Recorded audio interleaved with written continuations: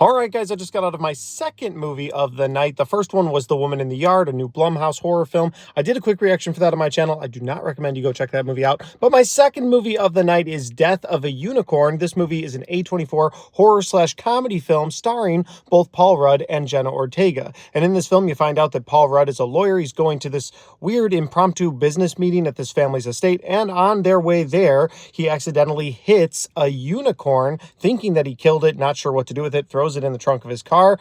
Well, one thing leads to another at the family's estate. The family finds it. They're rich, greedy people. They want to see how much money they can get out of this thing. And while they're all bickering over what they can get out of this thing, this unicorn, well, it turns out it's a baby unicorn. The parents of the unicorn show up. They are pissed off, and the now adult unicorns start killing everybody. So that's where your horror aspect comes in. I'd say my biggest positive of this movie is probably the gory kills that the unicorns do. That's a lot of fun. And also seeing the unicorns change, because like they started like these beautiful, magnificent white creatures, and then they get dirtier and uglier and grittier to the point where one of them is almost completely grayed out, and it's just upset and it's just killing everybody.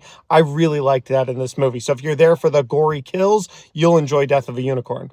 On the negative side, I wish the comedy had been a little bit better. I don't need slapstick. I don't need it to be like, oh my goodness, I can't stop laughing. But when you got Paul Rudd in your movie and you got some other characters that are in this movie that can do comedy pretty well, I wanted a little bit more. I felt like all of the comedy that we got in this movie was actually in the trailer. And I remember laughing at the trailer, but by the time I got to this movie, I was like, I feel like I've seen this comedy. I was hoping for a little bit more. I was hoping they just gave me a taste of the comedy in the trailer. But when I watched this movie, I realized, well, they gave me all of the comedy in the trailer. So that's probably my biggest negative, is just I wanted a little bit more comedy out of this horror comedy. But overall, I had a decent enough time with Death of a Unicorn. Again, if you're into gory horror movies, I think you'll enjoy it. It's not scary at all. I just want to throw that out there. This isn't a scary horror movie. There's no jump scares, but just the gore aspect. If you're there for that, you'll have a decent enough time.